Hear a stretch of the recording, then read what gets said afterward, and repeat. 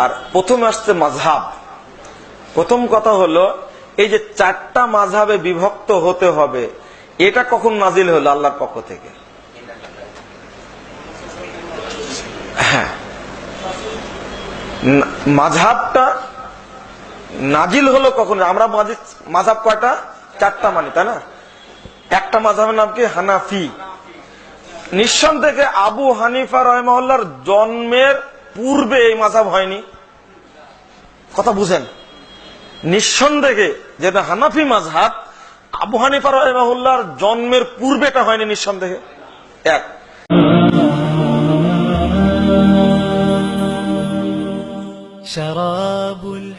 মাযহাব ও তাকলিদের বিরোধিতা করতে গিয়ে অনেক সময় আমার কিছু অবুঝ ভাইরা একটা সহযুক্তি করে থাকেন যে মাযহাব সে তো আবিষ্কার হয়েছে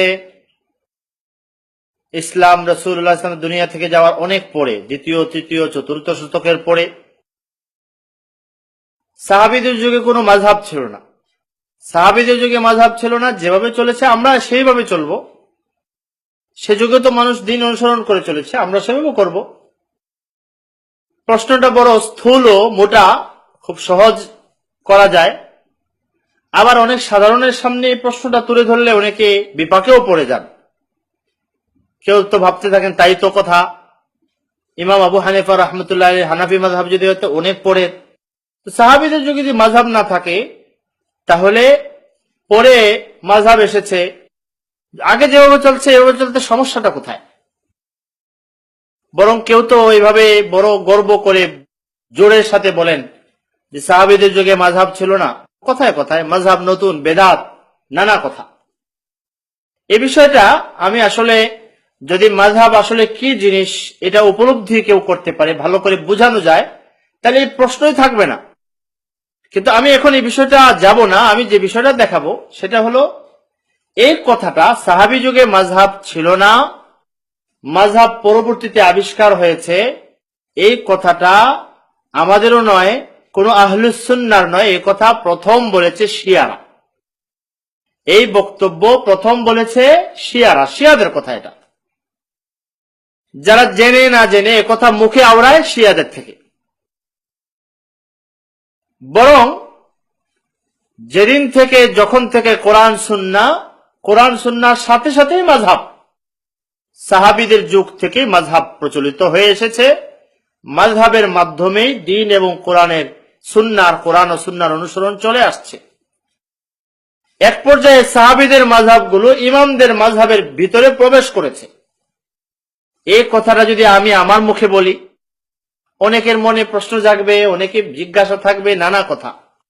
তাই আমি আমার মুখে না বলে ইতিহাসের দুইজন বিখ্যাত ব্যক্তি, যাদেরকে আমাদের আহলে হাদিস ভাইরাও সম্মান করেন, শ্রদ্ধা করেন, মূল্যায়ন করেন, তাদের দুজনের উক্তি বক্তব্য আমি পেশ করব।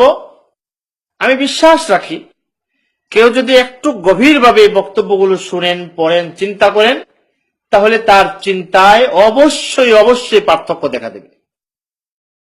সর্বপ্রথম আমি এই বিষয়ে আলোচনা করছি ইমাম আলী ইবনু আব্দুল্লাহ আল মাদিনী রহমতুল্লাহ আলাইহি। 161 হিজরিতে জন্ম, 234 হিজরিতে তার ইন্তেকাল। আলী ইবনুল মাদিনী, তার বিখ্যাত কিতাব আল ইলাল ওয়া মারিফাতুর রিজাল।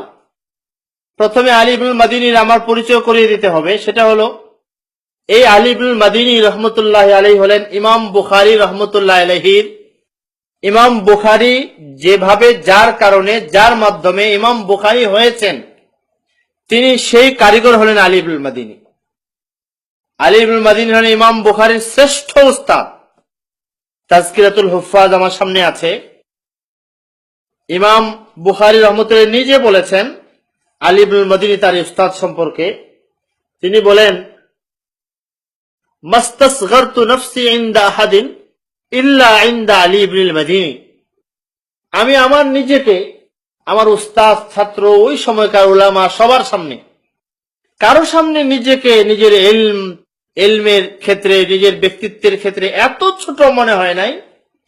আলী ইবনুল মাদিনীর সামনে গেলে আমাকে নিজেকে যত তুচ্ছ, যত দুর্বল, যত ছোট মনে হতো। এই জন্য আমি বলেছি আলী ইবনুল মাদিনী হলেন ইমাম বুখারীর শ্রেষ্ঠ উস্তাদ। ইমাম বুখারীকে বুখারী বানানোর কারিগর হলেন আলী ইবনুল আব্দুল্লাহ আল মাদিনী রাহিমাহুল্লাহ। তার বিখ্যাত কিতাব আল ইলাল ওয়া মারিফাতুর রিজাল, এই কিতাবের এখানে আমার কাছে যে কপিটা আছে, এই কপির 65 নম্বর পৃষ্ঠায় 65 নম্বর পৃষ্ঠায় তিনি বিবরণ দিয়েছেন। এরপর থেকে আলোচনা শুরু হয়েছে। তার বক্তব্যের সার কথা হলো, রাসূলুল্লাহ সাল্লাল্লাহু আলাইহি ওয়াসাল্লামের সাহাবীদের জমানায় নবীজির পর থেকেই মাযহাব শুরু হয়েছে। সাহাবীদের মধ্যে সাহাবীদের মাযহাব ছিল এবং সাহাবীদের জমানায় 3 জন সাহাবীর মাযহাব প্রতিষ্ঠা পেয়েছিল। আমার ভাষায় না, আলী ইবনে আব্দুল্লাহ আল মাদিনীর ভাষায়, লাম ইয়াকুন ফি আসহাবি রাসূলিল্লাহি সাল্লাল্লাহু আলাইহি ওয়াসাল্লাম মান লাহুম সুহাইবাতুন ইয়াযহাবুনা মাযহাবাহু ওয়া ইফতুনা বিফতওয়াহু ওয়া ইয়াসলুকুনা তরিকাতাহু ইল্লা সালাসা। সাহাবীদের সমস্ত সাহাবীদের মধ্যে 3 জন সাহাবী ছিলেন যাদের মাযহাব ছিল, যারা ফতোয়া দিতেন, আর তার শিষ্যরা প্রত্যেকে আপন আপন অনুসরণীয় ইমাম তথা সাহাবী তার ফতোয়া অনুসারে ফতোয়া দিতেন। 3 জন ছিলেন হযরত আব্দুল্লাহ ইবনে মাসউদ রাদিয়াল্লাহু আনহু, যায়েদ ইবনে সাবিত, আব্দুল্লাহ ইবনে আব্বাস রাদিয়াল্লাহু আনহু। যা পড়তে জানেন তারা পড়বেন। তার বিস্তারিত আলোচনায় তিনি প্রত্যেক 3 জন সাহাবীর মাযহাব, তাদের কে কে অনুসারী ছিলেন, কারা তাদের মাযহাব অনুসরণ করতেন, একেবারে মাযহাব শব্দে বলেছেন। মাযহাব শব্দে, যাদের শব্দ শুনলে কারো আছে শব্দটাই তার কাছে অপছন্দনীয় মনে হয়। ইমাম বুখারীর শ্রেষ্ঠতম উস্তাদ বলছেন, কথায় কথায় মাযহাব বেদাত, অমুক শতাব্দী শুরু হয়েছে, অমুক শতাব্দী শুরু হয়েছে, সাহাবীদের জমানায় মাযহাব ছিল কিনা। আলী ইবনুল মাদিনী বলছেন, সাহাবীদের মধ্যে সমস্ত সাহাবীদের যুগেই মাযহাব ছিল এবং মাযহাব নির্দিষ্ট মাযহাব ছিল। 3 সাহাবীর মাযহাব ছিল। আব্দুল্লাহ ইবনে মাসউদের মাযহাবের কথা বলছে, কানা আসহাবু আব্দুল্লাহ আল্লাযীনা ইয়াকরাউন ওয়া ইফতুন সিত্তাতুন। আব্দুল্লাহ ইবনে মাসউদের মাযহাবের তার শিষ্য কাছাকাছি যারা তার ফতোয়া অনুসারে ফতোয়া দিতেন, তারা 6 জন ছিলেন, আলকামা, আসওয়াদ, মাসরুক, আবিদা, আমর ইবনে শুরাহবিল, হারিস ইবনে কাইস। এভাবে 3 জন সাহাবীর মাযহাবের বিস্তারিত বিবরণ আলী ইবনুল মাদিনী তার কিতাবে দিয়েছেন। আমি বিস্তারিত বিবরণ পড়ছি না। যাদের কাছে উম্মার ঐক্য পথপন্থা বইটা আছে তারা এই বই দেখে নেবেন। আমার কথা হলো, যারা কথায় কথায় বলেন যে মাযহাব 3য় শতাব্দী, 2য় শতাব্দী, অমুক শতাব্দীতে শুরু হয়েছে, সাহাবীর যুগে মাযহাব ছিল না, এই কথা সত্য কিনা আমি বলবো না। ইমাম বুখারীর শ্রেষ্ঠ উস্তাদ বলছেন এই কথা সত্য নয়।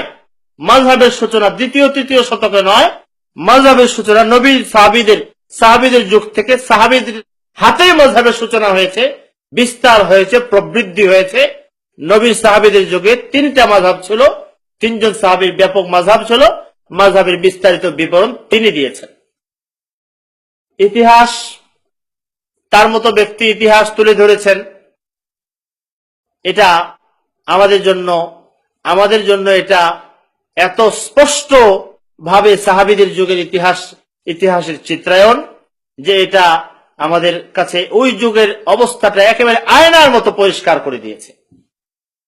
নির্দিষ্ট মাযহাবের অনুসরণ সাহাবীদের যুগ থেকে এত সুন্দর ভাবে তিনি বিষয়টা তুলে ধরেছেন যে এই বিষয়টাকে সামনে রেখে আমরা যদি ইতিহাস তাকাই, মাযহাব অনুসরণের ইতিহাস, তখন আর কারো মনে আপত্তি খটকা থাকবে না যে মাযহাব নতুন কিছু, মাযহাবে অন্য কিছু এসেছে।